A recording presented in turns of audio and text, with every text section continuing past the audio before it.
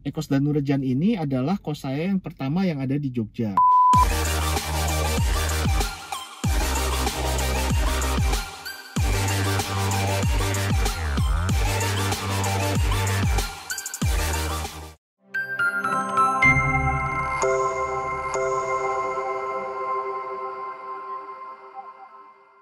Halo teman-teman, ketemu lagi dengan Andi di sini di channel King Kos, si Raja Kos.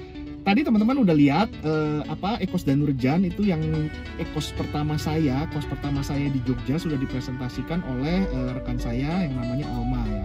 Nah, saya mau cerita sedikit, menceritakan tentang sedikit histori mengenai kos saya yang pertama itu. Kos saya yang pertama itu sebenarnya kan dulu kan ibu pertama itu di Semarang ya.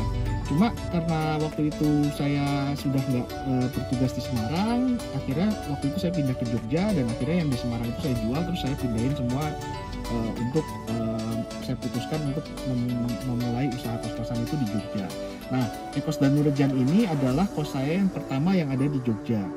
Waktu itu 2012 saya beli propertinya, luas tanahnya itu sekitar 600 meter, terus bangunannya juga seperti teman-teman lihat itu ada yang bangunan tua, ada yang bangunan yang sebenarnya masih layak untuk direnovasi. Makanya ada yang di tengah itu ya ada bangunan tuanya ya, katanya itu sih peninggalan Belanda katanya. Makanya di temboknya itu juga ada stempel tahunnya tuh, tahun 1800 sekian gitu. Waduh, saya pikir keren juga nih. Akhirnya yang bangunan kuno itu saya nggak rubuhin tuh, saya biarin begitu aja apa adanya supaya ya biar unik aja kan bangunannya, ada yang model kayu-kayu kuno gitu. Nah, kalau yang di bagian depan sebelah kanan itu bangunan udah tua, udah jelek banget, terpaksa harus dirubuhkan karena tidak bisa dipertahankan. Sedangkan kalau yang di belakang, yang bangunan belakang yang di dalam itu tuh dulu sudah berbentuk kos-kosan, tapi kos-kosannya masih kos-kosan jelek, kos-kosan yang murah gitu ya, yang nggak ada kamar mandi dalam. Akhirnya tetap harus direnovasi dan ditambahin kamar mandi dalam.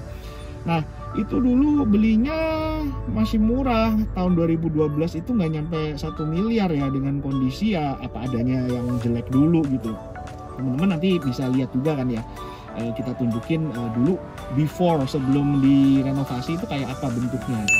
Nah, waktu itu singkat cerita saya renovasi sampai selesai, akhirnya modal yang dikeluarkan itu total 2,4 miliar. Nah, 2,4 miliar itu kalau 8 tahun nih ya, 8 tahun sekarang kalau saya appraisal ulang itu sekarang nilainya udah sekitar 6 miliar harga bangunannya itu.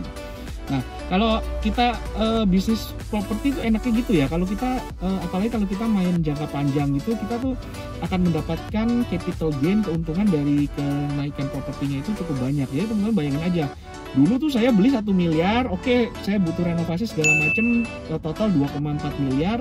Sekarang dalam tempo 8 tahun itu naiknya hampir 3 kali lipat ya kan, sekarang udah 6 miliar. Nah, biasanya apalagi kalau appraisal itu kan pasti nilainya kan di bawah harga realnya. Biasanya harga real transaksi itu di atas nilai appraisal. Nah, kalau gimana dengan ininya, dengan penghasilan passive income-nya setiap bulan? Kalau passive income setiap bulan di kos saya yang pertama itu juga sebenarnya cukup bagus. Dia setiap tahun itu pokoknya sekitar 220 juta, 230 juta, pernah 240 juta. Jadi pokoknya rata-rata itu return of investment-nya dalam 1 tahun itu 10%.